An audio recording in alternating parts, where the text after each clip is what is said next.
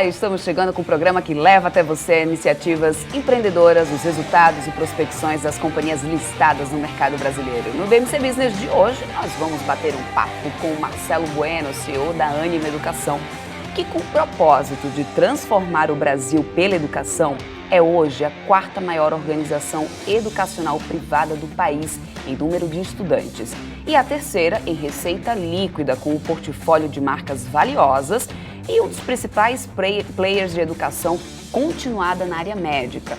A companhia é formada por uma comunidade de aprendizagem com cerca de 350 mil pessoas, sendo mais de 300 mil estudantes e 18 mil educadores distribuídos em 16 instituições de ensino superior, que nós vamos conhecer melhor a partir de agora.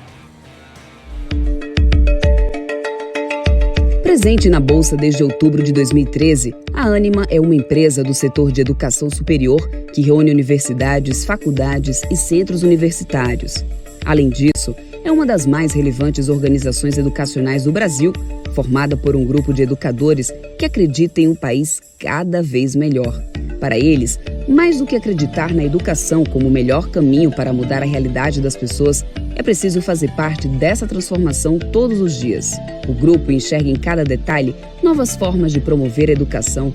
E é esse o jeito de ser da Ânima que leva o grupo, dia após dia, a trabalhar em parceria com os alunos e educadores para juntos conseguirem chegar no objetivo final: transformar o país pela educação. O ecossistema Ânima de aprendizagem trabalha fortemente a conexão entre alunos, professores, mercado de trabalho e comunidade, fazendo da sala de aula Ânima um lugar de aprendizado pessoal e profissional. A proposta do grupo educacional é a formação integral do aluno. Por isso, nas instituições, os alunos recebem o acompanhamento de professores, mentores que estão conectados com seus projetos de vida, além de consultores que orientam a vida acadêmica e indicam os melhores caminhos para o desenvolvimento de cada um. O Grupo Ânima é o primeiro do país a criar um modelo de ensino focado em competências. O projeto acadêmico da Ânima valoriza o desenvolvimento da autonomia dos estudantes, buscando uma formação ampla do profissional, do indivíduo e do cidadão, buscando garantir que os alunos tenham acesso a um ensino acadêmico de qualidade. E por meio de uma metodologia própria, o currículo da Ânima traz uma abordagem modular e interdisciplinar, permitindo aos estudantes a se conectarem com as diferentes disciplinas de cada curso, agregando valor ao processo de aprendizado. A tecnologia é um dos pilares do projeto da companhia, que está desde outubro de 2013 na B3.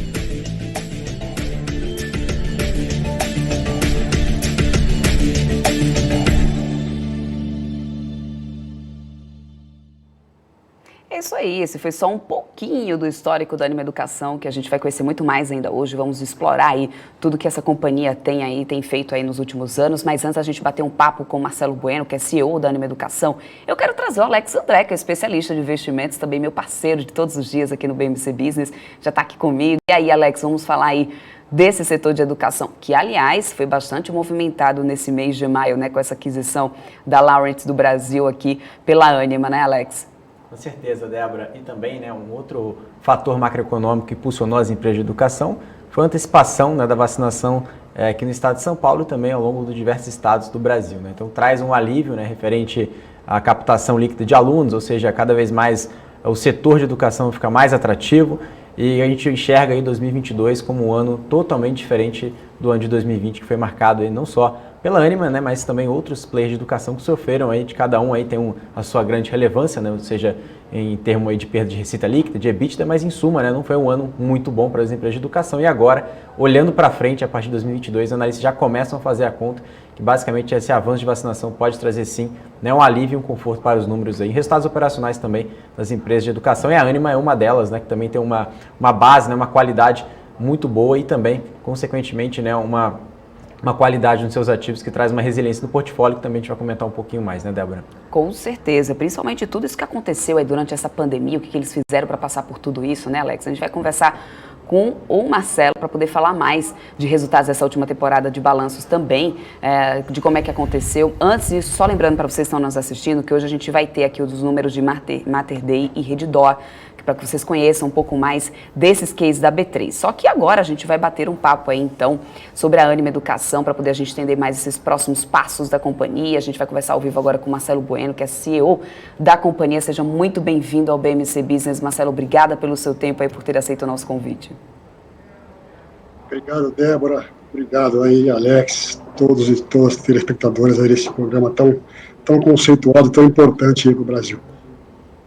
Maravilha, obrigada. Então vamos lá, vamos começar falando um pouquinho sobre as últimas notícias que movimentaram bastante aí o setor de educação aqui do país, que foi justamente aí no mês passado, né, com o CAD autorizando a Ânima a adquirir os negócios da Americana Laurent aqui no Brasil. Transação anunciada em novembro do ano passado, lembrando para quem está nos assistindo, né, no valor de R$4.600.000. Explica um pouquinho para a gente sobre o potencial da sinergia com a Laurent. Ô Débora, fazendo uma pequena retrospectiva aí para quem ainda não conhece, a Ânima, ela fez a primeira aquisição do ensino superior brasileiro lá no dia 6 de maio de 2003. Daniel Castanho, Maurício Escobar, eu e alguns sócios, nós fundamos a companhia e foi o primeiro grande M&A do setor de educação, que na época não era nem um setor da economia praticamente. Então a gente vem fazendo aquisições importantes e continuando o legado de instituições aí tradicionais, que fundadas há 40, 50, 90 anos atrás, que estão aí há décadas entregando educação de qualidade nas praças que atuam, né? E nós sempre sonhamos e sempre sustentamos, inclusive publicamente, que na nossa avaliação, a transação de maior geração de valor em sentido amplo, do ensino superior brasileiro, seria a junção das operações da Laurent Brasil com a Ânima. E nós conseguimos realizar esse sonho aí, esse ano agora, com o trânsito em julgado, nós há 3 semanas iniciamos aí a integração efetivamente. Então, é uma operação altamente complementar, a resultante dessa rede, para você ter uma ideia, o poder dessa rede é como se as PUCs do Brasil todas se unissem numa rede, o que é muito improvável, que cada PUC é de uma ordem religiosa, mas esse é o poder dessa rede, que cobre mais de 75% do território nacional, com as principais marcas privadas nas principais praças, aí, praças brasileiras, né? Então, operações altamente sinérgicas, tanto em localização, como também a Laurent tem aí uma equipe maravilhosa, formada por pessoas que estão anos aí na companhia, entregando educação de qualidade, assim como a Ânima. Então, também temos pessoas que vão se unir aí nessa nova companhia. Então, realmente uma operação de grande sinergia, tá, em todos os aspectos, formando um grande ecossistema, o maior ecossistema de educação de qualidade do Brasil. Bom, mas e como que tem sido o processo de integração com a Laurent? Eu pergunto isso não só em termos de gestão e ensino, mas também em relação aos alunos. Como que tem sido esse processo? Olha, nós, assim que tivemos a operação dada entrada no CAD, nós começamos o processo que o CAD permite, que é o planejamento da integração. Nós tivemos aí a ajuda de 2 consultorias de grande renome internacional, e que nos auxiliaram a fazer todo o planejamento dessa integração durante esse período que a operação estava sendo avaliada até ser aprovada e transitada em julgada pelo CAD. Então nós fizemos aí, constituímos um escritório de integração, o escritório trabalhou aí com as equipes, nós tivemos acesso às informações que são possíveis, constituímos o Clean Team também para fazer aí trabalho com operações concorrencialmente sensíveis. E quando a operação foi ter o seu trânsito em julgado, ou seja, ela foi aprovada definitivamente, sem nenhuma restrição, nós iniciamos aí a integração já com todo um trabalho de planejamento feito. Pra você ter uma ideia, Débora, eu pessoalmente participei de várias integrações ao longo da minha vida e ao longo da Ânima, e toquei, antes de me tornar CEO, toquei por mais de 10 anos a nossa área de expansão, de M&A, expansão orgânica, e eu nunca tinha feito uma integração na qual, no dia do desembarque, na sexta-feira, 3 semanas atrás, nós já tínhamos todo o desenho organizacional da nova companhia pronto, tínhamos todos os nomes dos executivos, das principais lideranças convidados e com seus convites aceitos. Então, aí nós entramos nessa fase aí de efetiva integração da companhia. E eu estou muito animado, muito feliz. Encontramos uma companhia muito bem gerida aí, a sua gestão aí, faço isso na homenagem ao senhor Marcelo Cardoso, que fez um trabalho com uma equipe brilhante. Então, nós estamos muito animados com as perspectivas que estão se abrindo aí para essa companhia, para esse processo de integração. Maravilha, Marcelo. Eu quero trazer aqui o Alex André, que é meu parceiro aqui no BMC Business. Ele tem perguntas aqui para você também, Alex. Marcelo, muito obrigado aí pelo bate-papo. A primeira pergunta é em relação ao follow-on, que a Débora está falando sobre aquisições. Vocês tiveram 2 follow-ons bem-sucedidos, né, no ano passado. Um foi em janeiro e outro em novembro, né, que levantou mais de 2 bilhões de reais. E uma dessas aquisições que a Débora comentou, mas falando do pipeline, né, de M&A, existe ainda, claro, não falando nomes, mas existe ainda a possibilidade da companhia ainda aumentar a sua expansão inorgânica, ou seja, ao longo desse ano, para o ano que vem? Já tem alguma companhia que já está aí mais avançada em termos de negociações? Alex, obrigado pela sua pergunta. Então, nós fizemos aí 2 follow-ons no mesmo ano, na pandemia. Eu acho que isso aí, eu mesmo não conheço nenhuma empresa que tenha feito 2 follow-ons no mesmo ano, nem se fala na pandemia, né? E grande êxito dos follow-ons. Primeiro em janeiro do ano 2020, pré-pandemia, um follow-on com use of proceeds destinado para M&A mesmo, né? Como falei anteriormente, a gente fez o primeiro do Brasil. Se você olhar em retrospectiva, nós crescemos ao longo desses 18 anos, mais ou menos metade via aquisições, via M&A, e metade através da abertura de novas unidades, novos cursos com crescimento orgânico, né? Então, o M&A faz parte do nosso DNA. Então, a gente fez esse primeiro follow-on destinado a fazer M&A. Veio aí a pandemia, nós enfrentamos a pandemia com literalmente o tanque cheio, com R$1 bilhão em caixa, que nos deu muita segurança para enfrentar esse momento. Até podemos tocar nesse assunto depois. E fizemos um follow-on destinado aí a recursos para endereçar a alavancagem aí da operação da Laureate, da aquisição dos ativos da Laureate Brasil. E a área de M&A nossa, ela é ativa, nós estamos vendo várias oportunidades, sim, não vamos parar. Em especial, a gente vem fazendo M&A na área da medicina e da saúde também. É uma área que, cada vez mais, a gente vai intensificar essa operação através da nossa vertical de medicina e saúde, que é a Inspirali. Então, sim, nós estamos sempre muito atentos a oportunidades e muito honrados em termos sido escolhidos por várias famílias, professores, instituições que são fundadas aí há 30, 40, foram fundadas há 30, 40, 50, 90 anos atrás, e que a Ânima é a alternativa para essas famílias, para continuar o legado delas, né? Então, a gente tem se especializado nesse propósito, tá? Muito obrigado, Marcelo. Débora. Vamos lá, e a gente vai continuando por aqui para poder falar um pouquinho sobre o crescimento orgânico, né, da companhia, para poder entender. A gente está falando aí dessa parte de aquisições e tudo mais, mas e sobre crescimento orgânico, Marcelo? O que vocês têm feito ou pretende fazer no curto prazo em relação a isso, né, independente do que vocês já estão aí crescendo em aquisições? Débora, nosso compromisso, desde o primeiro dia que nós fundamos a companhia, é um compromisso com a educação de qualidade, né? A gente acredita que a educação é para o resto da vida, e a pessoa vai no melhor que ela conseguir ir, né? E conseguir passa por acesso. Acesso seja através de acesso financeiro, de renda, de acesso para conseguir ter educação de qualidade paga, ou via bolsa, ou via programa de incentivo, ou via financiamentos. E também acesso passa por mobilidade urbana. Então, a gente sempre abre unidades em áreas em que nós não estamos, ou que em áreas que a gente acha que se colocando educação de qualidade lá, as pessoas vão para a educação de qualidade, uma vez atendida a questão da mobilidade urbana. Então, como eu falei, a gente cresceu metade do nosso crescimento, 3 mil alunos até, agora 345 mil estudantes, metade abrindo unidades e atendendo áreas aí com educação de qualidade. Isso aí nós está sempre presente na nossa estratégia. Claro que agora nós estamos espero que terminando uma pandemia, na qual a nossa escolha, não só pela educação de qualidade, mas também por educação híbrida, há 4 anos atrás, se mostrou a escolha correta. Então, acho que novo normal, seja qual for, o espaço físico vai ser cada vez mais híbrido, cada vez mais fluido. Então, a gente vê espaço para a educação de qualidade continuar crescendo organicamente. Uhum.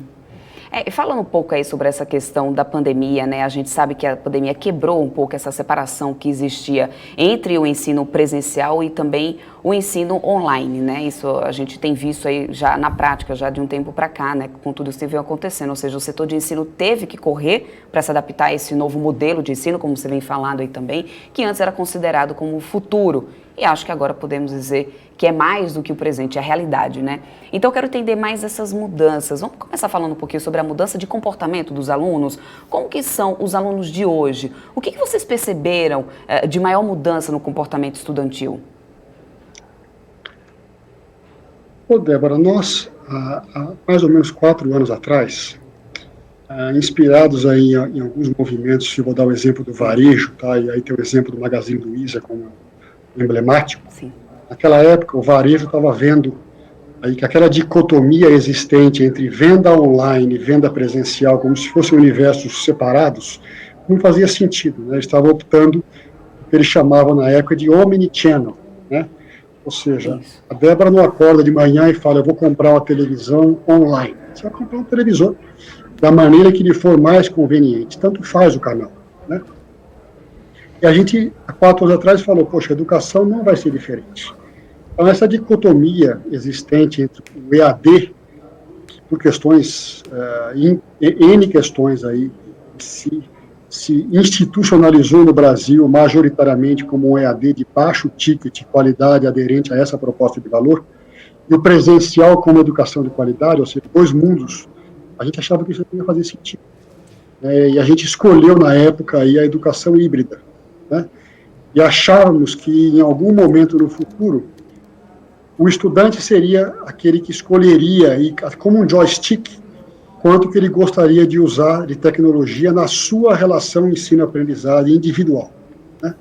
E a gente se preparou durante esses 4 anos, investindo em sistemas, investindo em TI, investindo em transformação digital, investindo em capacitação de professores para esse mundo, né? E numa sexta-feira, 13 de março de 2020, a gente teve o primeiro protocolo de Covid no campus da Universidade de São Judas Moca, aqui em São Paulo, e começamos a colocar 20 mil estudantes no campus São Judas Moca para estudar em casa, em segurança, recebendo educação de qualidade. Fizemos isso em 5 dias, nós colocamos 145 mil estudantes em todo o ecossistema Ânima para estudar em casa, em segurança, recebendo educação de qualidade. Tá? Então, se repara que aquela visão de 4 anos atrás do joystick, nós somos obrigados a ir ao joystick 100% numa tarde de uma sexta-feira. Nessa mesma noite, o governo de São Paulo foi a rede de televisão e anunciou o fechamento das escolas. E nós estamos assim até hoje. Os alunos estão em casa, em segurança. Estamos prontos para voltar desde agosto do ano passado, voltar rotacionando, mas não tivemos coragem, não sentimos segurança para que a gente pudesse fazer esse retorno, mas nossa esperança é que agora, aí, com vacinação, a gente possa, efetivamente, a partir de agosto, voltarmos já rotacionando e voltarmos aí para o mundo com algumas certezas, tá? Eu acho que a gente tem algumas certezas, posso dizer assim. A primeira delas, que seremos muito diferentes do que éramos. Acho que a educação híbrida é a educação que vai prevalecer, aquela escolha, a nossa foi uma escolha correta. Espero, como brasileiro, a educação de qualidade realmente prevaleça, ou seja, eu acho que uma reflexão durante a pandemia é a importância da educação para o nosso país e da educação de qualidade. Eu que tenho filhos pequenos em casa, eu vejo a dificuldade que foi deles ficarem em casa na pandemia e a importância que a educação de qualidade tem na vida das pessoas, né? E o Brasil só vai ser um Brasil melhor, para nossos filhos, para nossos netos, se a gente levar a sério a educação, principalmente a educação de qualidade. Agora, falando em termos dessa questão, como você mesmo disse, né, não seremos mais o mesmo, né, depois de tudo isso, voltando ao normal, não seremos mais o mesmo. Para muitos, realmente, a aula presencial ou não importa mais, aí entra na questão do ensino híbrido, como você falou, eu acredito, né? Mas algumas disciplinas, até com tudo isso, passaram até a fazer menos sentido, né? Acho que até nisso teve que ter algum tipo de mudança, né? A adaptação da grade, por exemplo, vocês fizeram alguma coisa relacionada a isso? Com certeza. A educação, ela vem, infelizmente, de uma era industrial. né? E não mudou ainda muito. Então, os termos que você falou, grade, né, disciplina, são todos termos da era industrial, né? Então, a educação vai se transformar. A pandemia, a gente acha que ela veio catalisar esse movimento de transformação. Uma educação mais humana, uma educação por competências. Os currículos, na nossa visão, eles vão ser cada vez mais híbridos, cada vez mais por unidade curricular, por nanocertificações, por nanodegrees, e o estudante vai escolhendo a formação dele dentro do conceito de que ele nunca mais para de estudar. Então, nós estamos preparando o ecossistema Anima para aquele estudante que chega conosco e nunca mais para de estudar. A gente espera que, como há 4 anos atrás, que a gente olhou e falou, lá no futuro, o estudante vai escolher quanto é que ele quer usar de tecnologia, como um joystick, e a pandemia nos fez isso aí ser posto à prova, né? A gente acha que nesse momento a educação está mudando para uma educação que o termo internacional é lifelong learning, né? Uma educação que você, por resto da vida. E o estudante vai entrar no ecossistema Anima ou na escola e nunca mais vai parar de estudar. E a gente acha que a nossa plataforma tem que oferecer igual a Amazon faz, ou sites aí de e-commerce fazem. Quem fez esse curso fez aquela, quem usou essa disciplina fez aquele, esse nanodegree fez esse. E assim o algoritmo vai oferecendo a formação e as trilhas formativas para que a gente nunca pare de melhorar, de se capacitar e de estudar. Eu acho que essa é uma tendência importante de futuro, sabe? Com certeza. Tudo tem que ir se adaptando, né? Realmente as mudanças, tudo que acontece. Você falou é pura verdade. Agora, depois de tantas mudanças de comportamento, Marcelo, e de modelo de ensino, como garantir a aprendizagem do aluno? Porque, assim, a distância parece que é muito mais fácil, inclusive, bular o sistema de ensino, né? Eu tenho um afilhado, inclusive, que teve que se adaptar aí nessa questão do ensino EAD, eu consigo acompanhar um pouquinho como é que fica a mãe em cima, aquela coisa toda. Como que ficaram? É claro que aqui a gente está falando também de ensino superior, né? Então a gente tem uma consciência maior de estudo, a gente espera contar com a consciência maior de estudo dos alunos. Mas como que ficaram, por exemplo, as aplicações das provas nesse período? O que vocês têm feito para garantir essa questão da aprendizagem do aluno? Essa é uma excelente questão, Débora. Se pensar dentro de uma ótica de uma educação conteudista do passado, né, na qual ter conteúdo, vamos dizer, na Idade Média, onde as universidades surgiram, lá em Bolonha, o conteúdo estava nas bibliotecas das universidades, né? E é ali que tinha conteúdo, né? E os professores eram os detentores do saber. Então, quanto mais conteúdo tinha o professor, mais ele deveria receber. Por incrível que pareça, ainda tem instituições que oram dessa forma, né?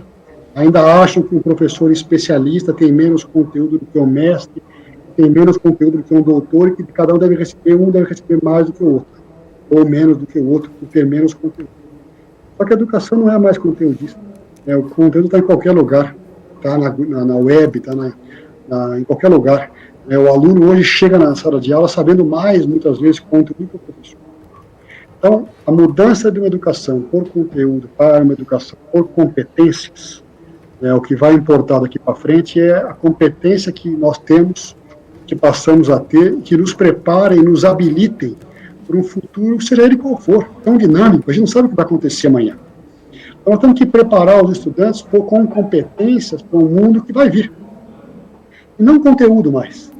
Então, quando você começa a olhar com essa ótica, você sai dessa discussão aí de eu tenho que saber conteúdo, eu não posso saber conteúdo, eu tenho que saber quanto conteúdo você tem, aí fazer uma prova para aferir o conteúdo que você sabe ou não sabe, você tem que decorar. Isso aí eu acho que está com os dias contados, já não acabou, sabe, Débora? Agora sim, quais são as competências que nós precisamos? Que competência que eu preciso para trabalhar na BMC? Aqui, business, o que eu preciso?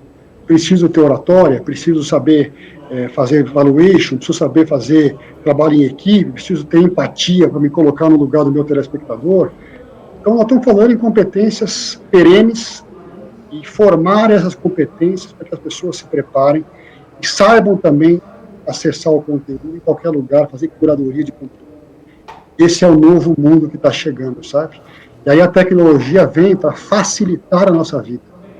Então, se eu para dar uma opinião aqui, é uma opinião, não está certo ou errado, é apenas uma opinião, nós achamos que esse ensino à distância, esse EAD, que surgiu no Brasil para atender os rincões da Amazônia, do sertão brasileiro, na época lá do telecurso segundo grau, na época do satélite para alcançar lá os interiores, ele, por N questões, ele se perenizou como um EAD unidirecional, assíncrono, de entrega de conteúdo, e com isso um ticket de R$80, R$70.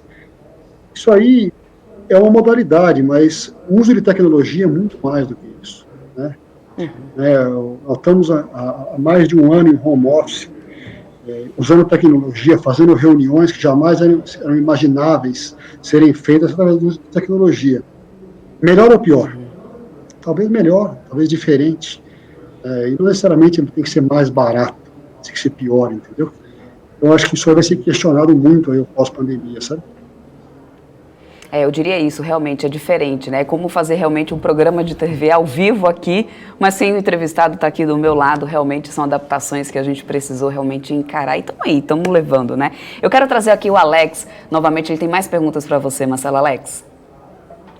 Marcelo, estou com umas dúvidas, umas curiosidades em relação a essa mudança, né?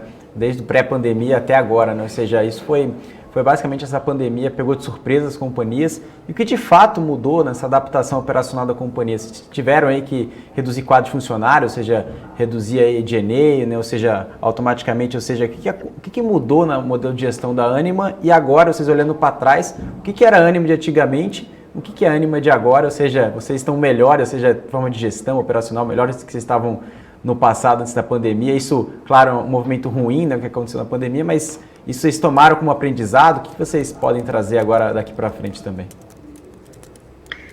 Alex, é muito bom estar com pessoas inteligentes que fazem perguntas profundas, né? Eu tenho sempre que posso dito que, diferentemente de outros setores, como, por exemplo, a aviação civil, hotéis, restaurantes, que na pandemia fecharam. Todos os aviões pararam de voar em determinado momento. Todos os hotéis fecharam em determinado momento no auge da pandemia. Na educação, o que nós vimos foi, no mesmo setor, situações diametralmente opostas. Então, alguns grupos, poucos, como o caso da Ânima, que a gente vem há 4 anos investindo na educação híbrida, eu falei aqui do joystick, nós conseguimos aí em 5 dias levar nossos estudantes para suas casas em segurança, com educação de qualidade. Esse é um pequeno grupo de escolas. Depois teve um outro grupo de escolas que tentaram fazer isso, mas não conseguiram, porque não se faz do dia para a noite, né? Ou ofereceram um EAD preponderantemente de ticket baixo, com qualidade aderente a essa proposta de valor para um estudante que tinha contratado uma experiência diferente, presencial, né? E nesse caso, ocorreram insatisfações enormes, discussões de não pagamento, de pagamento por descontos, etc. E um terceiro caso, de escolas que fecharam, não deram conta de fechar, da questão de fecharam, e muitas estão assim até hoje. Então, repara só, Alex, e telespectadora, reparem só, mesmo setor, situações diametralmente opostas. Diante desse cenário, nós falamos, olha, tem uma oportunidade aqui para a gente ajudar. Mapeamos aí as praças em que a gente atuava, as instituições, classificamos ela em 1, 2 e 3, e oferecemos a esses estudantes, né, que estavam na iminência de perder os seus diplomas, não abandonarem seus sonhos. Venham estudar conosco. Acolhemos esses estudantes aí para que eles se transferissem para nossas escolas. Alongamos aí o processo de admissão aí ao último minuto que dava para fazer, e com isso nós demos uma contribuição enorme para esses estudantes não perderem aí os seus sonhos de vida, tá? Então essa é uma reflexão importante para entender e contextualizar o setor. Diante desse cenário, a gente falou, olha, no nosso caso nós temos uma situação na qual nós vamos continuar a prestação de serviço educacional de qualidade em casa, em segurança, né? Então, olha que coisa interessante, quando os governos municipais, aí aqui no estado de São Paulo aconteceu isso, que eles anteciparam os feriados para evitar o deslocamento das pessoas, a gente falou, olha, pessoal, não precisamos fazer isso. Nossos estudantes estão em casa, não estão deslocando, então vamos manter as aulas para que eles se ocupem, possam ter uma coisa para fazer. Olha que interessante um detalhe aqui do nosso dia a dia, um exemplo, né? Então, nós fizemos isso aí e ajudamos muitas pessoas, e a Ânima vai sair fortalecida desse processo. Talvez o grande grupo saia mais fortalecido. Como você falou, não é um momento para comemorar, não tem nada para comemorar, mas a gente saiu muito fortalecido desse processo. Eu tenho algumas visões de futuro, que a companhia vai sair mais forte, vai sair mais ágil, vai sair diferente, com as escolhas que nós fizemos no passado, se mostrando escolhas corretas, como eu falei, pela educação de qualidade, escolha pela educação híbrida, né, e escolha aí por um modelo educacional que cada vez mais será pelo lifelong learning, ou seja, pela educação do resto da vida. Eu acho que isso é um pouco do panorama que eu posso te falar. Outro ponto que faltou eu falar aqui é, diante dessa constatação de que nós continuaríamos com a prestação de serviço educacional de qualidade, a gente pensou, olha, porém, alguma coisa vai acontecer com a economia. Na época, lá em março, abril do ano passado, pessoas falavam em 2 dígitos de queda de PIB, né? E a gente falou, nós temos que ajudar os alunos para que eles não abandonem seus estudos, né? Não larguem. Então, nós oferecemos várias alternativas de apoio. Contratamos um seguro educacional gratuito para aquele estudante que tivesse aí a sua fonte pagadora em risco. Oferecemos 3, 4 novas alternativas de financiamento para que eles pudessem financiar. Auxiliamos aí também com apoio em renegociações, demos a mão para quem estava com dificuldade. O nosso sócio aí, Daniel Castanho, liderou aí o movimento do Não Demita, ou seja, que evitou aí milhões de demissões no Brasil. A gente fez um trabalho enorme para que a gente pudesse dar um apoio, que as pessoas pudessem continuar lutando pelos seus sonhos no Brasil melhor. Muito obrigado, Marcelo. Uma incrível análise, né? Top-down, né? Pegando o cenário e indo pro bottom-up da companhia. Muito obrigado. Débora, fica à vontade. Vamos lá, obrigada, Alex. Ô, Marcelo, nas instituições mais modernas, a grande preocupação atualmente, né, eu sei que isso aí também tem acontecido, tem sido essa atuação na organização, ou seja, empregar novas metodologias, como a gente já está falando aqui, né, ou implementar também novas tecnologias, como você também já mencionou. A gente sabe, inclusive, que a União da Academia e da Tecnologia está formando esse novo ciclo, inclusive esse novo processo de aprendizagem. Nesse processo de ensino online, o que vocês ainda pretendem investir em termos de tecnologia? Porque a tecnologia foi uma grande aliada da Ânima nesse ano de 2020, né? Fazendo com que vocês garantissem aí um crescimento de mais de 20% em relação a 2020 a 2019, né? Com certeza, Débora. A tecnologia ela está cada vez mais presente, tá?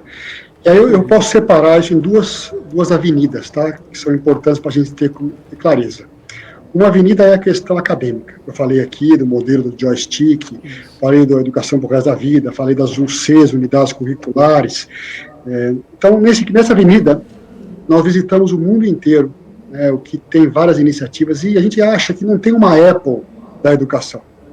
Não tem alguém que fez a disrupção aí, da educação. Harvard é muito, muito boa em algumas práticas, Stanford é muito boa em outras práticas, existem práticas não reguladas, interessantes, e a gente visitou, trouxe tudo para o que a gente achava que fazia sentido para a nossa realidade, e temos hoje um currículo por competências que vai atender mais de 345 mil estudantes. Isso no mundo inteiro, eu não conheço ninguém que tenha um currículo com essa escala por competências.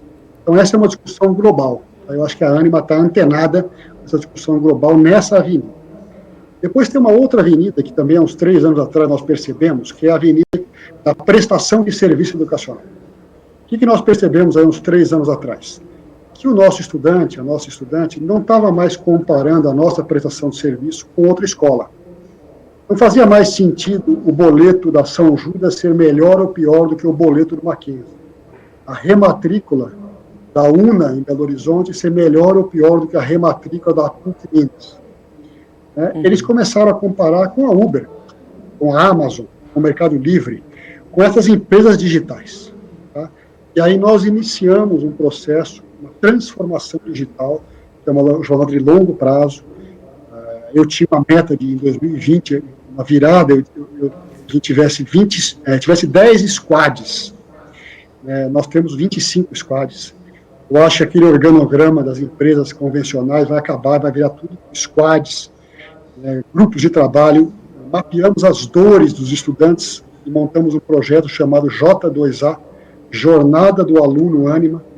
Nessas dores, nós estamos atacando essas dores através dos squads, de metodologia ágil. Isso é uma longa jornada que eu acho que nós somos pioneiros na educação.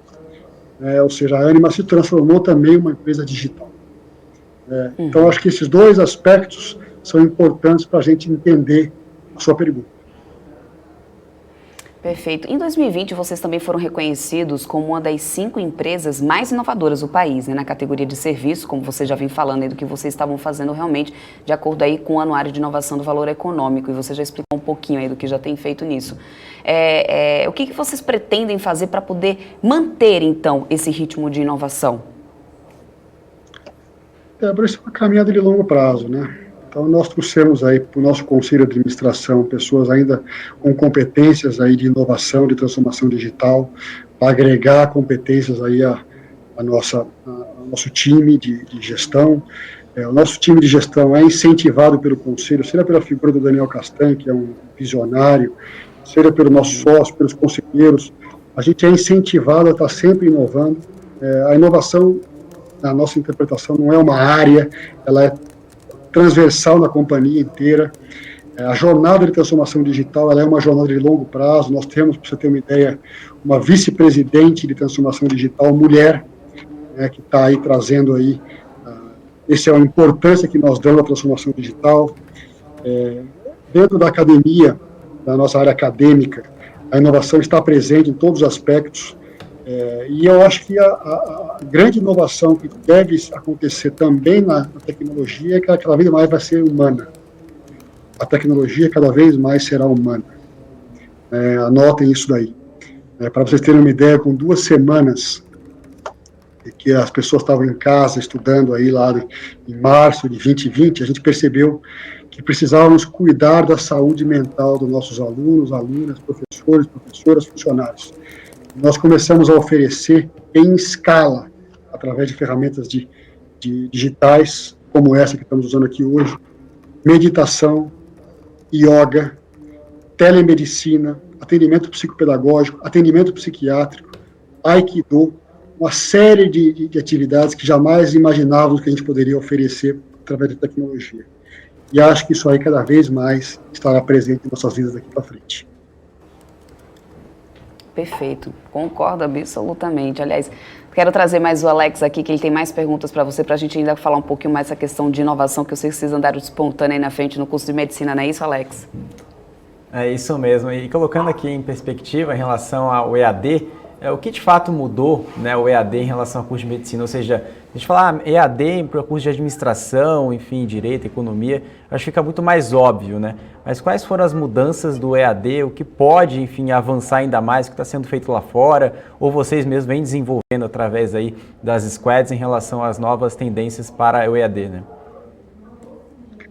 Ô Alex, infelizmente o termo EAD no Brasil ficou um termo, não diria pejorativo, mas um termo ligado a uma educação unidirecional, assíncrona, de ticket baixo, de qualidade aderente a essa proposta de valor, infelizmente.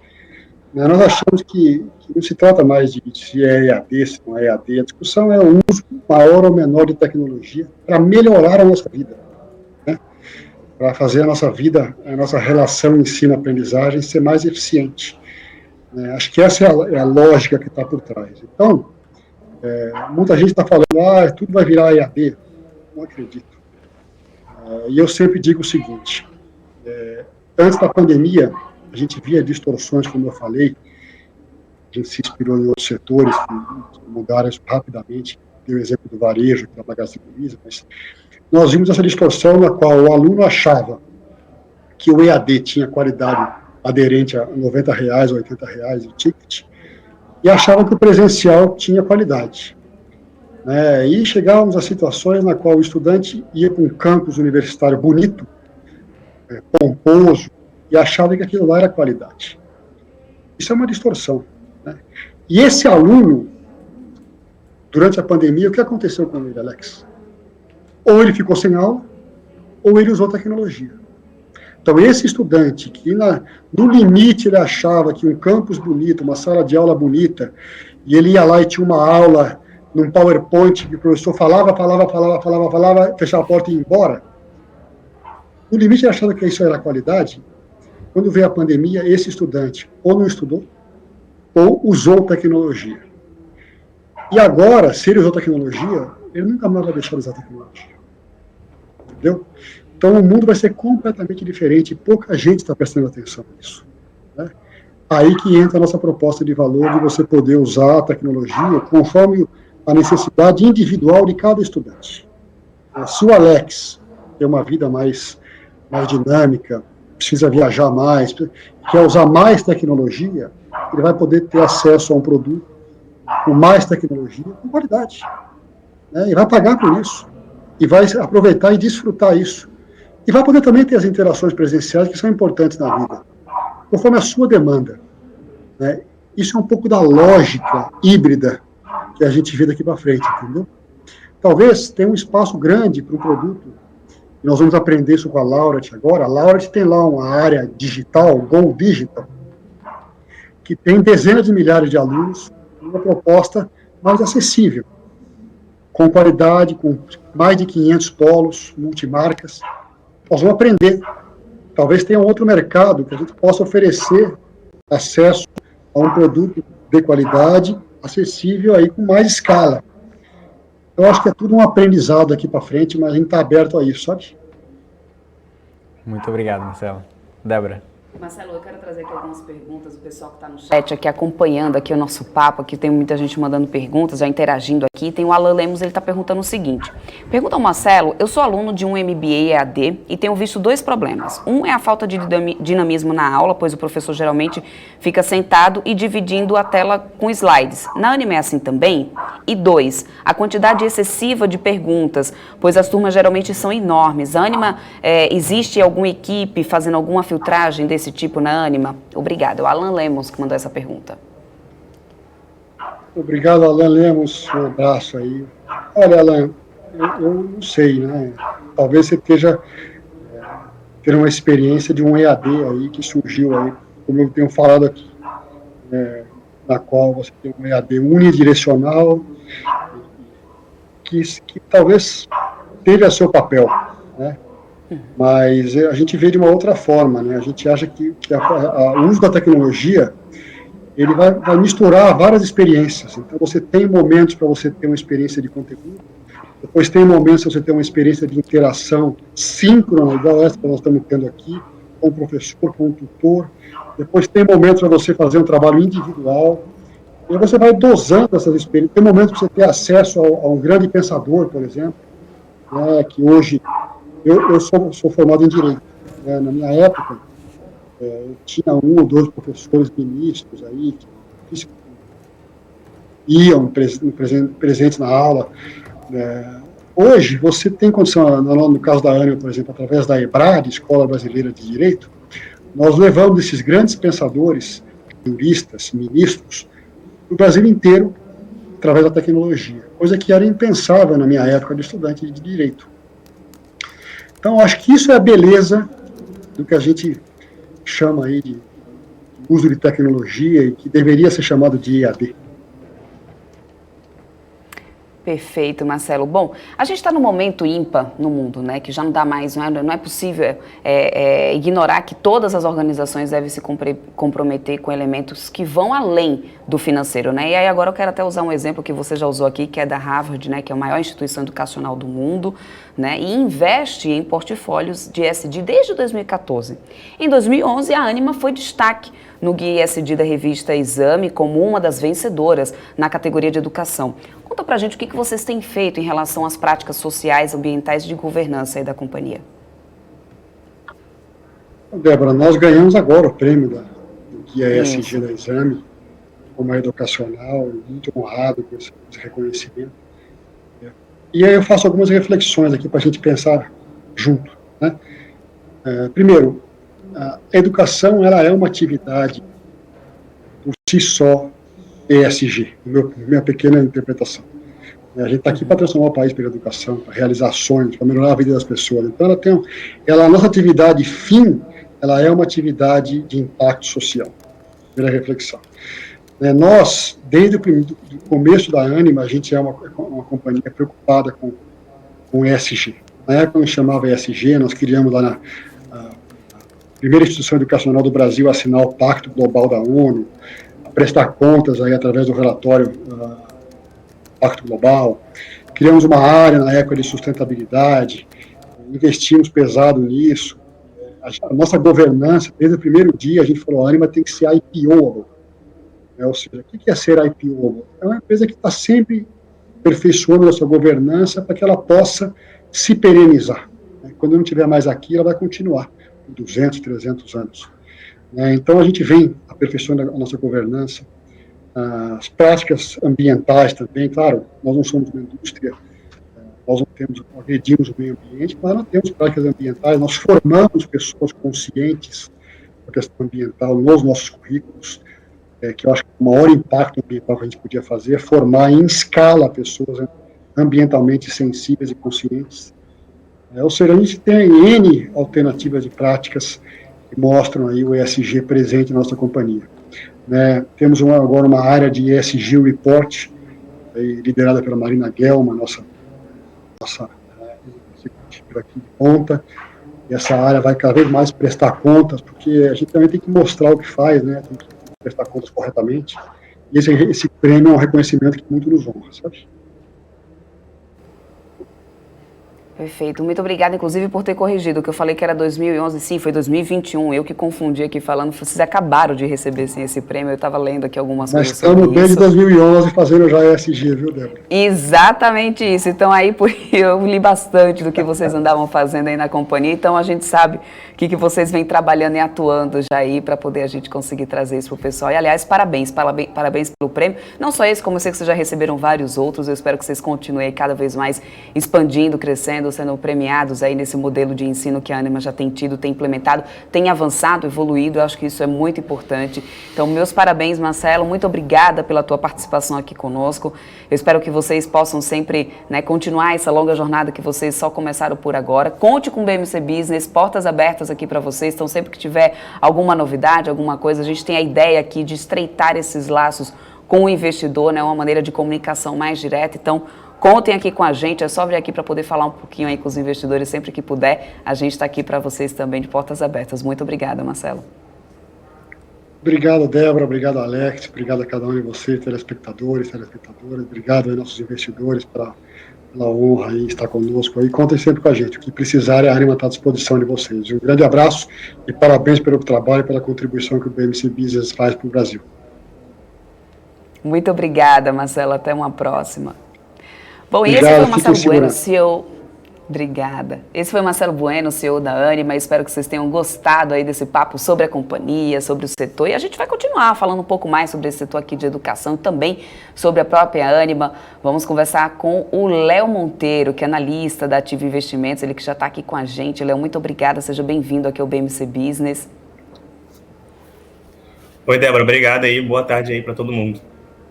Uma ótima tarde para você. Eu não sei se você conseguiu pegar já um pouquinho aí do nosso papo com o Marcelo, Mas vamos lá. A Ânima calcula 350 milhões de reais em sinergias com a aquisição da Laureate, E você, como é que você está vendo e como é que está a sua expectativa, após essa aquisição da Ânima?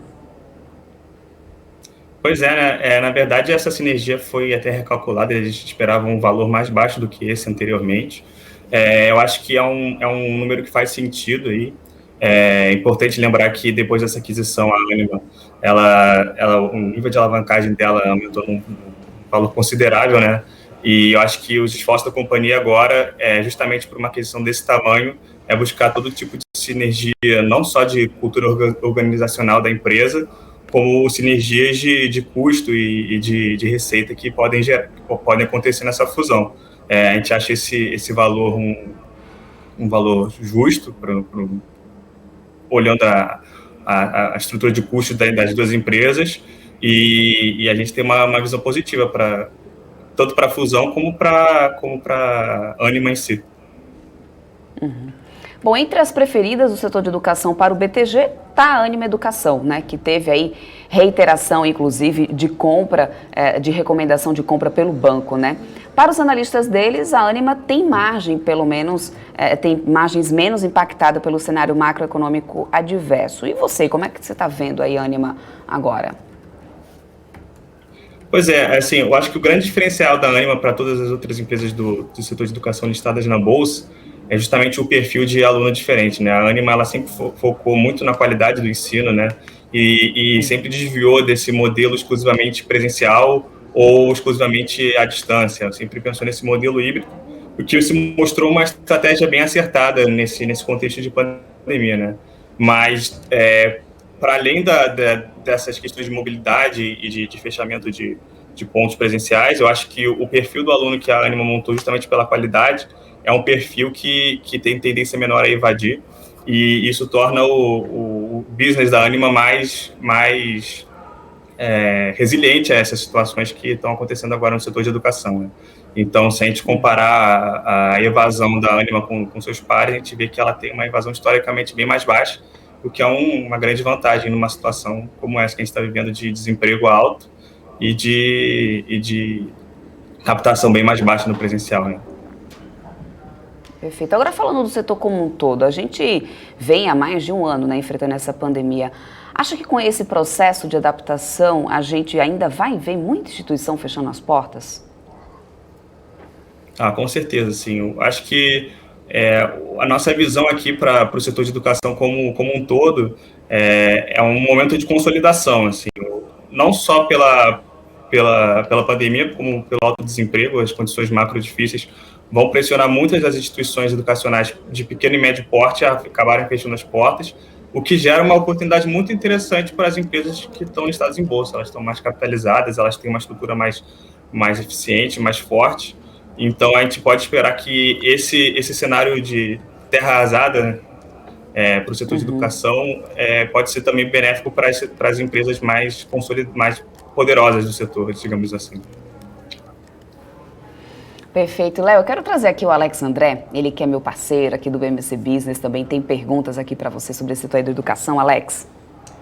Obrigado, Léo. Acho que uma das principais dúvidas aqui dos investidores em relação, né, não só com a Ânima, mas ao setor de educação como um todo, é o cenário, né, macroeconômico de vacinação, né? Ou seja, qual é o principal ponto que você passa para os investidores em relação que o Brasil está mais atrasado que os principais países do mundo? Isso pode ser bom, consequentemente, ou seja, os papéis ainda estão atrasados, ainda tem potencial. Como que você enxerga em relação agora ao cenário macro, não só com a Ânima, mas os principais cases de educação aqui no Brasil? Olha, de fato, assim, eu acho que a aceleração do processo de vacinação que deve ocorrer agora, com certeza vai beneficiar o intake, aí as matrículas nos próximos períodos, né? A matrícula tanto desse próximo semestre como principalmente para 2022. Mas eu acho que o case do setor de educação como um todo não se baseia exclusivamente à vacinação, assim, não é exclusivamente um semestre que vai afetar de fato o valor das empresas. Eu acho que o que vai afetar de fato o valor é como essas empresas que estão aí concorrendo, elas vão se adaptar às mudanças que estão acontecendo para ficar, ou seja, a menor necessidade de aulas presenciais, o uso da tecnologia na educação, a chegada dessas edtechs, possivelmente concorrências também vindo nesse sentido de tecnologia.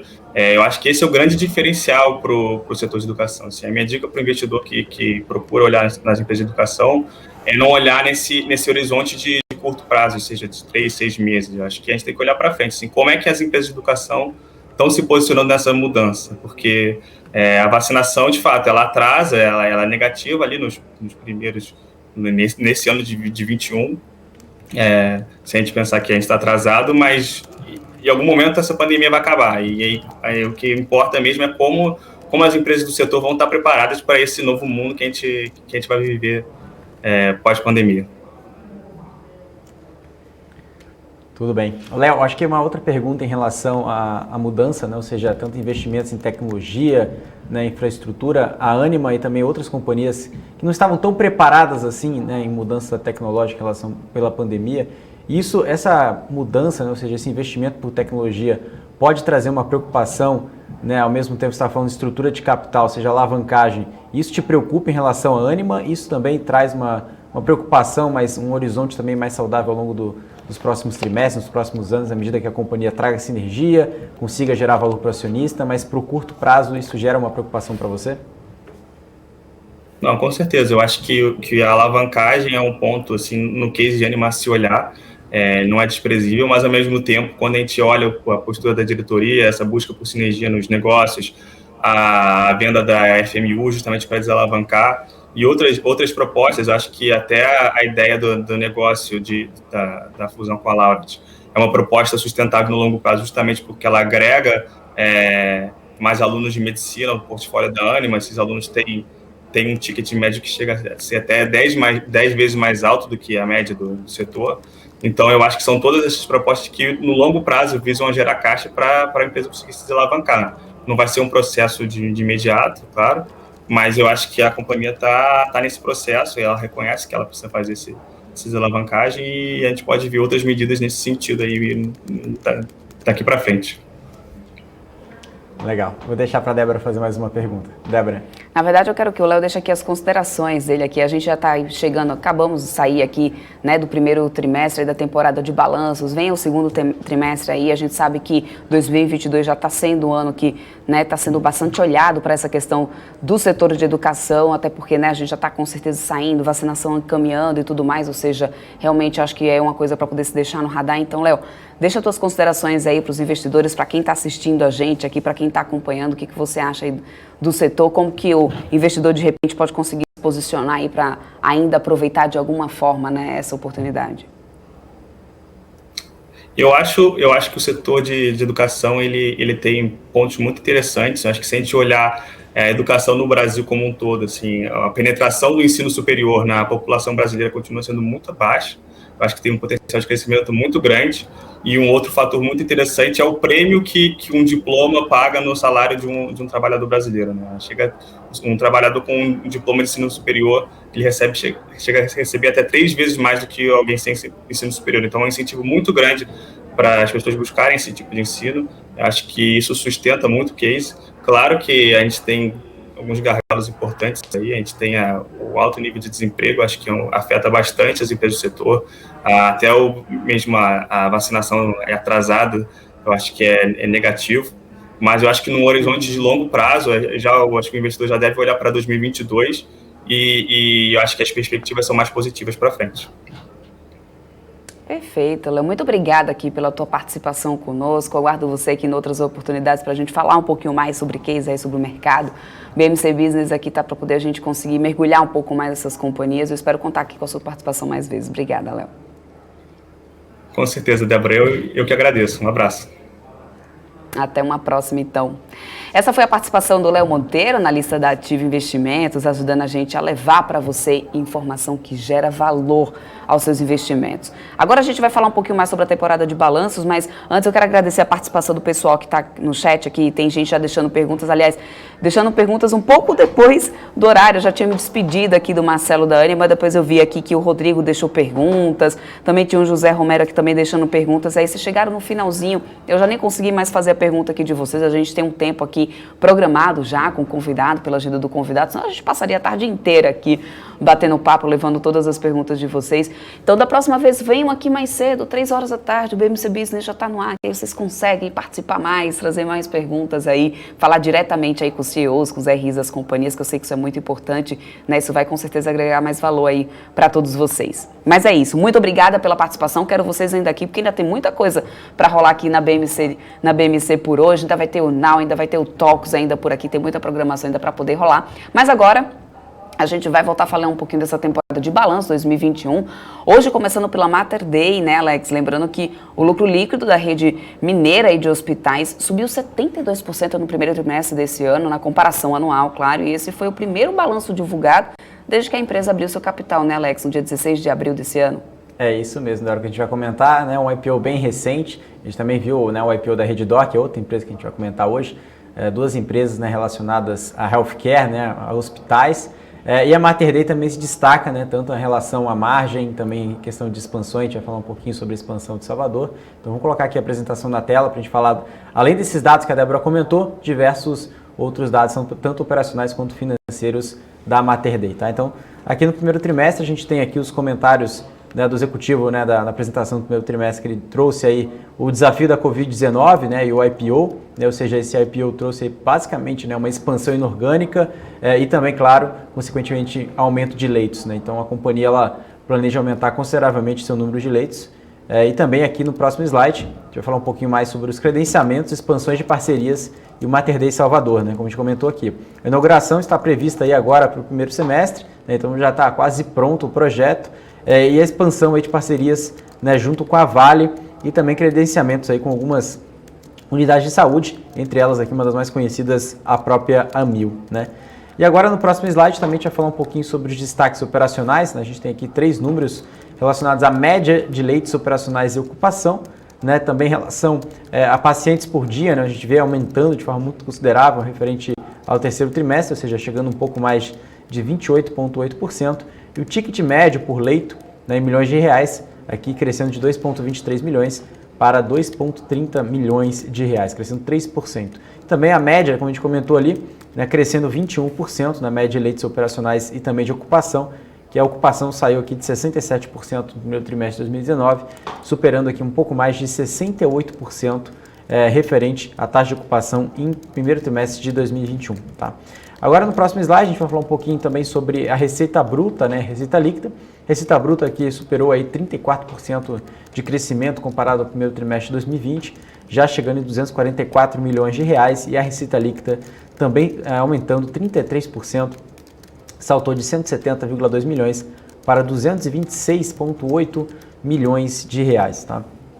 Agora no próximo slide a gente vai falar um pouquinho sobre um slide, né, sobre pacientes com Covid-19 no Mater Dei, né? Esse gráfico é bem interessante para a gente entender, né? Tanto pacientes na UTI, tanto pacientes internados e tanto essa linha cinza representa aí o total, né? Ou seja, a junção do UTI e também de pacientes internados, né? Internação.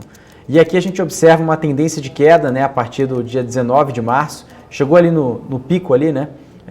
Próximo ali na primeira quinzena ali de março, e agora vem caindo mais números ali que são bem preocupantes, mas quando a gente coloca aqui em relação, né, a colaboradores por leito operacional, a gente vê uma queda, né, de 5,7 para 5,6, né, colaboradores por leito. Tá? Aqui a gente vê os custos prestados, né, a gente consegue observar aqui um crescimento, né, em referente à receita líquida, né, os custos aumentando 25%, e também a maior parte desses custos está colaborado aí a parte de materiais e medicamentos, e também parte de pessoal, né, e também outros custos que ficou basicamente aí flat, né, de 38,6 para 38,3 milhões de reais. Né. Também referente a despesas, né, receitas operacionais, a gente vê aqui em relação, né, de despesas também aumentando em torno de 10%, né, superando aqui 35,6 milhões de reais, e também as despesas de pessoal saindo de 18,2 milhões de reais para 20,8 milhões de reais, e outros também aumentando 700 mil reais numa variação referente ao primeiro trimestre de 2020 para o primeiro trimestre de 2021.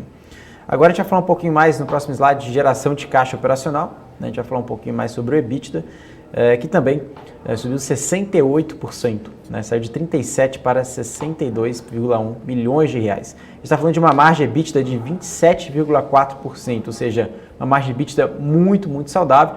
Então anota esse número aí, 27,4% de margem EBITDA. Daqui a pouco a gente vai falar de Redditor, a gente vai bater esses números e também, consequentemente, claro, o tamanho da geração de caixa dessas duas grandes companhias. Tá? Então, 27,4% de margem EBITDA da Mater Dei, né? E também a companhia conseguiu aí expandir muito forte a sua geração de caixa.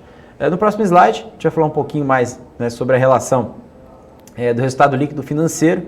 Eles tiveram aí, nesse resultado a gente consegue entender um pouco mais o que a companhia fez, né? Ou seja, eles fizeram a cisão dos seus imóveis, que juntamente isso, né, no seu balanço patrimonial, traz em relação do seu ativo um direito de uso, que na demonstração de resultados aparece como depreciação e amortização, né, e também o passivo, né, sai como arrendamento, e também aí, a gente vê aqui juros de arrendamento, né, sai como passivo ali, em relação ao passivo do arrendamento, em relação ao resultado financeiro líquido da companhia, que traz aí um delta, né, ou seja, uma variação de mais de 8.000% referente ao primeiro trimestre de 2020, relacionado à cisão aí dos seus imóveis. Tá? Esse é um principal ponto aqui que vale a pena a gente olhar, né, quando tiver o resultado financeiro da companhia, para entender o que aconteceu de fato. No próximo slide, a gente vai falar um pouquinho sobre o lucro líquido e o fluxo de caixa. Né? A gente tem aqui um lucro líquido subindo 72%, né, e a margem líquida da companhia chegando um pouco mais de 11%, quase 12%, 11,7%, aí o lucro líquido de 26,5 milhões de reais. Já o fluxo de caixa, a gente consegue ver aqui que a relação do caixa e equivalente de caixa, né, chegando um pouco mais de 270 milhões de reais em dezembro de 2020, e agora a companhia, depois aí de ter a caixa tanto aplicado em investimentos, em financiamentos, e também agora tirando, né, os fatores, né, em relação aqui de aplicações financeiras, a gente chega um pouco mais de um caixa de 228 milhões de reais, tá? Caixas equivalentes de caixa no final ali de março de 2021, ou seja, o primeiro trimestre da companhia. E agora a gente vai falar um pouquinho mais sobre o endividamento, né, da Mater Dei. No próximo slide a gente traz aqui sempre a relação da dívida líquida por EBITDA, né, ou seja, acho que é o principal proxy para a gente entender na estrutura de capital, como a gente estava conversando ali com a Anima, né, ou seja, isso preocupa, pela Mater Dei não preocupa, né, ou seja, a gente consegue ver ali a companhia com uma dívida líquida por EBITDA de 0,5 vezes, né, ou seja, basicamente uma dívida líquida muito bem equacionada, que diminuiu no quarto trimestre, chegou a 0,2 vezes e agora, né, a companhia está no 0 a 0, ou seja, basicamente o seu caixa se equivale à relação da sua dívida. Então a companhia possui aí uma dívida bruta de 230 milhões de reais e um caixa, né, como a gente comentou ali, caixa equivalente caixa, de 228 milhões de reais. Né? Então a companhia está basicamente ali no 0 a 0. E quando a gente coloca aqui o cronograma de amortização, o prazo médio de amortização da sua dívida chega em torno de 4,3 anos. Né? E a gente consegue entender, né, que a percentual aí do seu total da sua dívida, em menos de um ano, 28% da sua dívida de curto prazo, tá? Em torno de 64,9 milhões de reais. Já uma dívida de 2 a 3 anos está relacionada a 22% do total da dívida, 17% da dívida está relacionado aqui 39,7 milhões de reais a 4 e 5 anos e dívidas acima de 5 anos representam 74,6 milhões de reais, aí sim representam 32% do total da dívida bruta da companhia, tá? E aqui agora, Débora, a gente vai falar um pouquinho, né, sobre os resultados também da Redditor, né, que é um outro player aqui de healthcare muito grande, que também teve o IPO recente. A gente vai comentar um pouquinho mais os resultados, né? Antes de falar da Redditor, o Alex, eu quero só dar uma atenção aqui para o pessoal que está assistindo a gente, lembrar, na verdade, o pessoal que está nos assistindo, do nosso portal, para saber se quem está aqui assistindo a gente, quem está acompanhando a gente aqui no nosso canal no YouTube, se está ligadinho aí que a gente já está com o nosso portal no ar, já foi visitar lá nosso portal, fiquem atentos porque, olha, a gente tem atualização minuto a minuto das notícias por lá, tudo que está rolando aí no mercado. A gente está aqui no ar, estamos ao vivo, a gente traz analistas, estrategistas, os CEOs das companhias para poder conversar com vocês diretamente, tirar todas as suas dúvidas, mas ao mesmo tempo o nosso portal está lá, a todo vapor. A gente tem toda uma equipe aqui por trás que está sempre de olho em tudo que está acontecendo, não só no Brasil, mas também no mercado internacional, né? Então fiquem atentos, nosso portal já está no ar, é o www.bmcnews.com.br. Então corre lá, você que ainda não conferiu, já deixa favoritado aí a sua primeira página e assim que você entrar no seu Explorer para que você já fique muito bem informados aí de tudo que está acontecendo no mercado.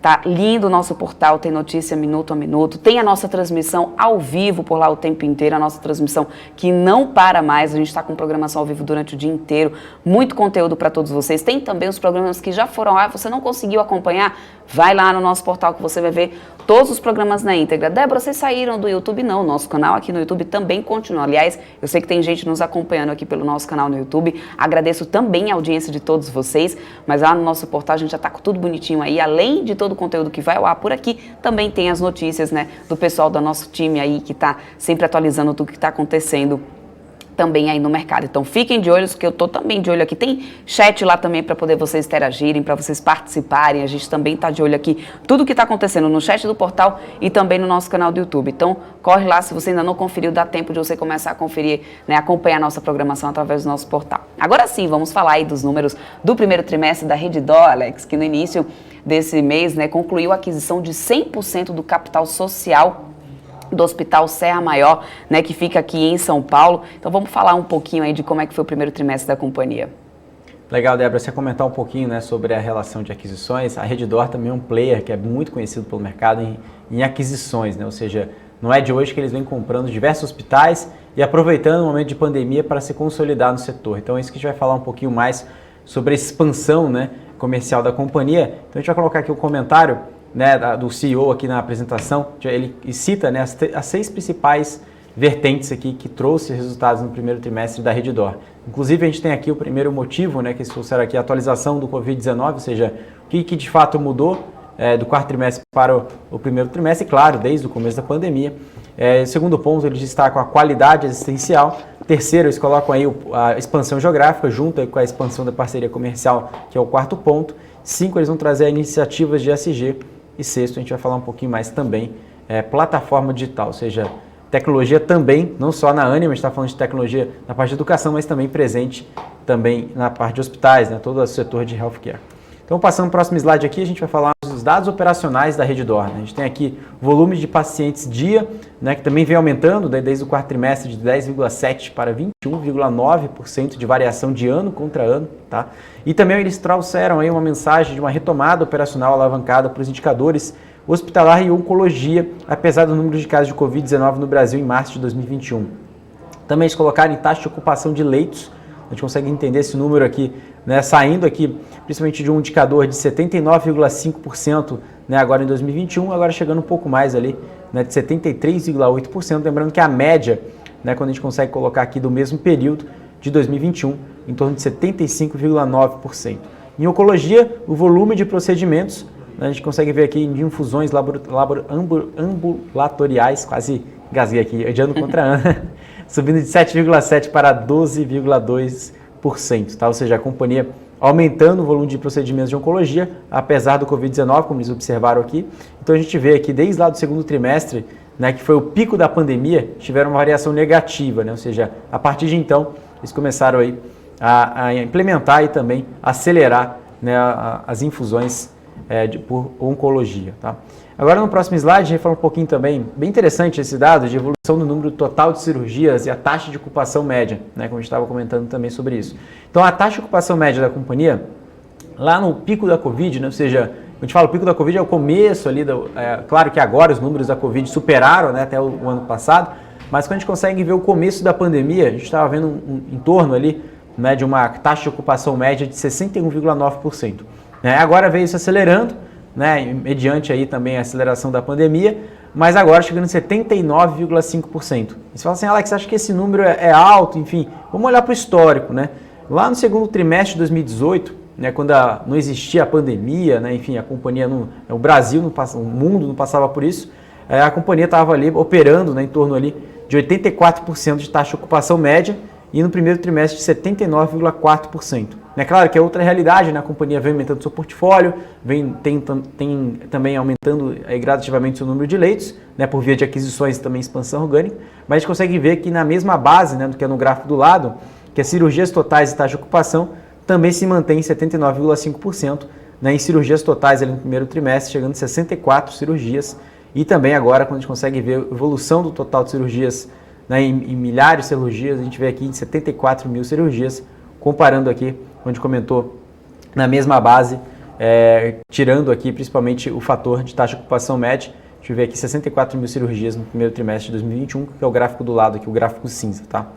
No próximo slide, a gente vai falar um pouquinho também sobre evolução de pacientes Covid-19, né, versus cirurgias totais. A gente vê nessa linha azul, né, os pacientes com Covid-19, né, eles caíram em relação aqui a março, então é o mesmo dado que a gente está vendo de Mater Dei, né? Mater Dei ali desde do dia 15, né, para o dia 19, os números começaram a cair, então eles colocaram aqui uns dados sazonais, né, carnaval e feriados, né, e também o ano novo, né, ou seja, após o ano novo a curva da Covid aumentou gradativamente, mas depois ali, né, do carnaval e mediante os feriados, né, isso vem diminuindo e as cirurgias totais vêm aumentando, né, ou seja, totalmente diferente do que a gente estava observando lá para dezembro e janeiro do ano passado, né? Ou seja, à medida que as cirurgias totais caíram de uma forma muito abrupta e também, claramente, o Covid aumentando. Então, a gente está vendo o cenário inverso do que a gente enxergou ali em dezembro. Então, os gráficos mostram o impacto inicial e posterior da retomada das cirurgias totais na Redditor, em decorrência ali da variação dos casos de Covid-19 no período. Então, aqui nesse gráfico do lado, a gente consegue ver a evolução de pacientes dia, e os pacientes dia de Covid no mesmo período caíram 26%, né? E também, em relação aqui, evolução dos pacientes, chegando um pouco mais de 6.656. E aqui no próximo slide a gente vai falar um pouquinho de evolução de leitos, né? A gente vê aqui a evolução do número de leitos e ocupação média. A gente está falando aqui um pouco mais de 798 leitos operacionais desde dezembro de 2020 a março de 2021, né? Chegando um pouco mais ali de 79,5% de taxa de ocupação, como o número a gente repetiu ali no slide passado, mas esse número é interessante para a gente ver o número de leitos que ele vem aumentando, né? Ou seja, está falando de um incremento de quase 800 leitos, mas no total, falando um pouco mais de leitos final, ou seja, considerando tantos leitos ocupados, os leitos ocupados chegando um pouco mais de 9 mil leitos, né?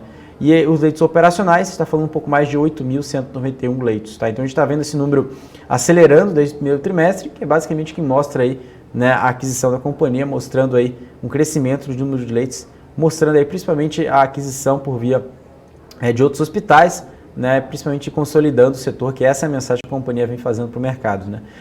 E também a receita bruta, no próximo slide, a gente vai falar um pouquinho sobre isso, tanto na parte de oncologia, como a gente comentou lá no segundo slide, e agora vem aumentando 26,4%, né, a receita bruta aumentando 42% desde então, referente ao quarto trimestre, aumentou 13,2%, chegando um pouco mais de 5,3 bilhões de reais, que traz uma expansão de capacidade e ganho de complexidade, né, que impulsionam e aumentam de forma muito significativa a receita bruta da companhia, né.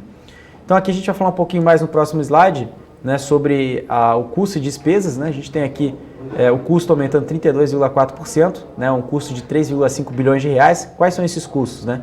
Os impactos relacionados à Covid-19, expansão do segmento de oncologia, aquisições, contratação de pessoal, né, o G&A.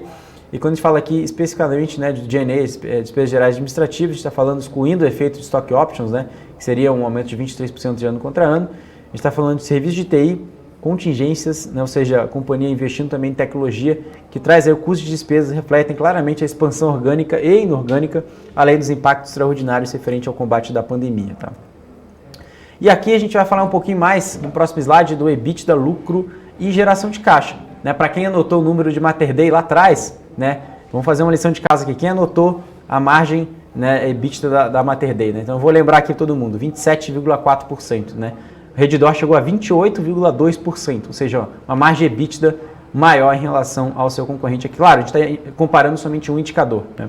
Mas aqui o EBITDA aumentou quase 100%, né? Aumentou 95%, chegou um pouco mais de 1,3 bilhões de reais, e já o lucro líquido, né, aumentou 254%, saindo aqui de 113 para 402 milhões de reais, um fluxo de caixa operacional ajustado de 777,6 milhões de reais no primeiro trimestre, tá? Então aqui a gente tem no outro ponto, né, em relação à alavancagem operacional, que gera uma forte expansão de EBITDA, apesar dos impactos da pandemia ainda que são presentes, o EBITDA, lucro líquido e geração de caixa operacional atingem recordes trimestrais, tá? Isso que vale a pena a gente colocar em consideração, ou seja, a companhia gerando muita sinergia e mostrando uma forte geração de caixa. Aqui a gente vai ter no próximo slide, em relação ao endividamento, né, da Redditor. Então aqui a companhia mostra uma dívida bruta, né, de um pouco mais ali, de 21,118 milhões, ou seja, uma dívida basicamente ali de 21 bi, né, e também um custo médio da dívida que dá um CDI mais 1,3% ao ano, né, e um prazo médio da dívida de 5,1 anos, ou seja, um pouco mais de 5 anos. E também, quando a gente fala aqui de moeda estrangeira, né, o percentual ali da dívida em moeda estrangeira em 40% da dívida, e também a companhia está aí basicamente redeado 100%, tá, dessa dívida. E também um caixa equivalente de caixa, superando aqui 13 bilhões de reais, e também uma dívida líquida de 7 bilhões de reais, e também uma dívida líquida por EBITDA de 2,4 vezes. Quando a gente está falando de Mater Dei, a gente está falando de 0 vezes, né? A companhia tinha 230 milhões, né, de dívida bruta e tinha em torno de 228 milhões de reais de caixa equivalente de caixa. Então aqui a gente está comparando aqui, né, a Redditor, que saiu de 2,8 vezes, né, ali em dezembro de 2019, agora diminuindo essa alavancagem, mas ficando acima, né, 0,1 vezes acima de dezembro de 2020, 2,4 vezes. Então a gente tem um evento subsequente, a companhia emitiu um CRI, o CRI, né, um CRI, em maio de 2021, de 1,5 bilhões de reais, investimento para maio de 2036, com remuneração de IPCA mais 4,9% ao ano, com hedge aí para IPCA, sem garantias. Então aqui a gente tem na tabela aqui ao lado, né, a companhia com um pouco mais de 13 bilhões de reais de caixa, e aqui a gente mostra aqui, né, o cronograma de amortização em torno de 5,1 anos, né, ou seja, o cronograma médio da dívida. Então a companhia muito bem preparada também, tá? Então a gente traz aqui no último slide para a gente comentar aqui o desempenho das ações da Redditor, né, para quem é acionista ou para quem ainda não é acionista, acompanha que a companhia valorizou um pouco mais. Então, claro, esse gráfico a gente está falando ali desde o fechamento do primeiro trimestre, né, mas desde o fechamento ali do primeiro trimestre, ali, desde o IPO, colocando essa janela, a gente está falando de uma valorização de 27%, né, e falando de composição acionária, 44,9% das ações em free float, né, ou seja, em circulação no mercado, e está na mão dos controladores um pouco mais de 51%, né, e a administração de tesouraria né, em 3,5%, né, tanto na administração e tesouraria da companhia. Então a gente tem aqui também nessa tabelinha para quem quiser acompanhar, né, o número de ações em circulação e também em tesouraria e também em volumes de controladores e números exatos, né? Então esses são os principais pontos aqui, Débora, para falar um pouquinho também, explanar um pouquinho sobre o setor de healthcare, né, o setor aqui hospitalar, que ficou muito evidente em relação da pandemia, e são 2 cases que também vieram para a Bolsa recentemente, né? É isso mesmo, Alex. Aliás, muita gente ficou, né, naquela questão, assim, como é que vai ficar o setor hospitalar, né? Veio pandemia, a primeira coisa que a gente pensa é, então, o setor hospitalar vai sair disparado, vai sair lá na frente, né? Setor de saúde vai ser muito beneficiado, mas a gente teve a demanda toda da pandemia, porém, a demanda toda da questão da própria Covid-19, mas, por outro lado, também as pessoas deixaram de fazer alguns procedimentos e exames, o que já faziam, né, por causa, claro, até das próprias limitações impostas aí pela própria pandemia, pelo próprio Covid-19, e isso também, de alguma forma, pesa na rotina do que não era mais a mesma durante um bom tempo. Assim, a gente sabe que agora a gente tem um processo aí de retomada, né, Alex? Mas isso também, de alguma forma, também impacta, né? Com certeza. E agora a gente trouxe até o número ali em relação à rede DORD, o número de oncologia, que trouxe ali basicamente uma retomada em relação a isso, ou seja, os pacientes que precisaram, né, de um tratamento oncológico durante a pandemia, essa variação ficou negativa de 2,7%, ou seja, muitas das vezes esse tratamento ficou restrito, né, porque o hospital basicamente ele é um ambiente ali de risco para quem tem ali, precisa desse tratamento, e agora, né, no cenário melhor de pandemia, né, a companhia ali vem investindo em relação à infraestrutura, né, tanto de oncologia, tanto de outros tipos de cirurgia, e vem aumentando gradativamente também, né, a região geográfica, né, uma expansão que a gente mostra que claramente esse tipo de cirurgias que não eram prioridade durante a pandemia agora abrem espaço e, consequentemente, né, uma expansão de leitos é vital para a companhia crescer de forma orgânica e também, claro, inorganicamente, né, Débora? Uhum. E se a gente falando do setor hospitalar, né, Alex? E quando a gente traz para laboratórios, por exemplo, a gente também tem grandes laboratórios aí, né, que tem capital aberto aí na B3, isso também funciona da mesma maneira? Com certeza, Débora. Eu acho que quando a gente observava ali durante a pandemia, muitos exames que precisavam ser feitos, exames de rotina, né, ficaram adiados, né? Por quê? As pessoas tinham medo, né, de ir até, né, os laboratórios, ou até mesmo a recomendação dos médicos, né, de acordo com as doenças que as pessoas possuíam, talvez alguma comorbidade que trazia a pessoa a um quadro de risco, né? Então isso basicamente foi impactado, mas ao longo do tempo isso foi sendo remediado de certa forma, porque tiveram outras medidas que foram utilizadas, como emprego de tecnologia, né, ou seja, o profissional ia até a casa da pessoa, ou também, né, trouxeram aí outras soluções, como a própria telemedicina, de certa forma, mas que não foi tanto empregado em relação a laboratórios, né? Isso a gente está falando de questão de hospitais. Mas em relação aos laboratórios, em suma, né, trouxeram algumas soluções digitais, ou seja, você agendar, né, totalmente o seu exame ali, ou seja, tinham alguns players que não estavam tão preparados assim. Parece óbvio, né, ou seja, você ter ali um aplicativo no site, mas em algumas clínicas, né, alguns laboratórios, isso não estavam sendo tão esperados assim. Então a gente tiveram que acelerar os investimentos e agora, claro, é um cenário muito mais previsível do que a gente estava enxergando anteriormente, né, Débora? Exatamente isso, Alex. Tá aí. A gente vai ter também muito mais resultados dessa temporada de balanços amanhã, também aqui no BMC Business, né? Lembrando que amanhã a gente vai ter a Springs por aqui, Alex. O nome, às vezes, talvez possa não remeter imediatamente, assim, ao varejo, né? Mas Springs é hoje a principal fornecedora de produtos de cama, mesa e banho do país, né? E muito provavelmente quem está assistindo a gente tem algum item da Springs aí em casa, né? Isso porque a gente está falando aí de marcas como Artex, Santista, também M. Martin, todas essas marcas aí fazem parte aí desse conglomerado da Springs, e a gente vai trazer amanhã o pessoal aí para poder bater um papo, falar um pouco mais sobre como que está esse mercado aí. A gente sabe que varejo também foi um setor, né, bastante impactado, mas que está começando esse processo aí. A gente pode dizer que está começando porque ainda tem muita coisa para poder se encaminhar realmente de retomada da economia, né, Alex? Então, amanhã é a vez da Springs aqui no BMC Business, Alex. Legal, o BMC Business sempre trazendo aí diversos executivos, né? Esse é o nosso propósito, né, Débora? Sempre estreitar os laços aqui com os investidores. Então quero aproveitar aqui para agradecer, Débora, não só você, mas toda a equipe da BMC News, e você, claro, nosso telespectador, está sempre aqui na nossa programação, e agora a gente vai ter aqui, né, seguindo com a programação do BMC Business. Fica ligadinho, eu quero agradecer, mandar um abraço para todo mundo. É exatamente isso, Alex. Obrigada, hein? Amanhã a gente está aqui de volta com tudo prontinho aqui, também para poder o pessoal aproveitar um pouco mais de tudo que a gente tem aqui, todas as informações que a gente tem aqui para poder levar para todos vocês, gerando ainda mais valor ao seu investimento. E é isso aí. Obrigada, Alex. A gente se vê amanhã. A nossa programação não acaba por aqui, tá, gente? Eu e o Alex que vamos nos despedindo por aqui. Lembrando que você também pode acompanhar as notícias do mercado nas redes sociais da BMC News pelo nosso Instagram, é o @bmc.news. Também pelo nosso portal, como eu falei agora há pouco para vocês, nosso portal tá lindo, tá no ar, tem muita coisa lá para poder vocês conferirem, tem notícia sendo atualizada minuto a minuto, tudo que está acontecendo no mercado nacional e internacional, porque só aqui na BMC você então tem informação que gera valor para o seu investimento. Então, fiquem ligados, a gente está aqui ao vivo, está no nosso portal, tem o nosso Instagram, estamos no LinkedIn, no Facebook, em todos os lugares, levando informação para vocês, porque realmente isso é o que interessa e essa é a nossa missão aqui na BMC. Eu, Débora Oliveira, vou ficando por aqui, mas você pode continuar acompanhando toda a nossa programação aqui com a Hanna Beltrão, com o Rafael Lara, que eles vão entrar no ar agora com o BMC Now, trazendo todas as últimas notícias do mercado, tudo que está acontecendo. A gente sabe que tem decisão do FONC lá nos Estados Unidos, hoje também tem Copom aí para poder sair, está começando, né, essa grande, aliás, está começando, não, a gente está chegando no final dessa segunda grande quarta-feira aí, né, do ano, mas a gente tem muito mais notícias por aqui. Quem vai trazer essas notícias para vocês é a Hanna e o Rafael Lara no BMC Now. Obrigada pela sua audiência. Tchau, tchau. Te vejo amanhã.